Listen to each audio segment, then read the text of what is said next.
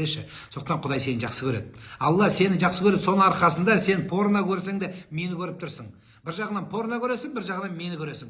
Енді бір-бірімізге сәйкеспейміз енді. Сәйкеспе де Құда қаласа біз оны жеңеміз. Сен, мен, соңғы мұсылман, Алланың діні, біз жеңеміз Құда қаласа мына порноның бәрін.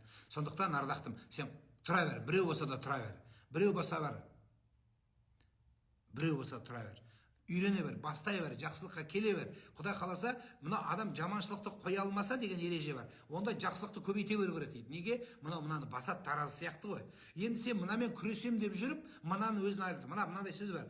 Біреуді әдепке шақырам деп жүріп, өзің әдепсіз болма дейді. Тура сол сияқты. Мына жамандықты тастайым деп жүріп, сен мына жақсылықтан айырап қалма. Жақсылықты көбейте бер жаным. Сонда мынаны жеңетін боламыз бәріміз. Күйеуім жаман қыздарға барғанын біліп қойды. Менен не кінә, көңілім қатты қалды дейді. Сенен кінә жоқ, бар болса да мәселе өз жерде емес. Енді оны чұқыма. Енді ол өз қояды, Құдайдан сұра, тәуба қыл, өз жауап береді Алланы.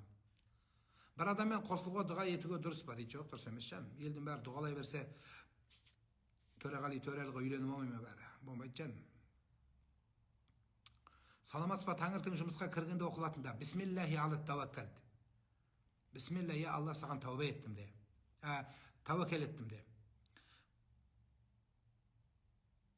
Мен ғылымға сенемін дегенде мені атеист деп атайды. Сіз бұған қалай қарайсыз? Дұрыс. Ғылым ол өте жақсы нәрсе. Талабул илми фаридатун аля кулли муслимин. Білім іздеу, ғылым іздеу әр мұсылманға парыз.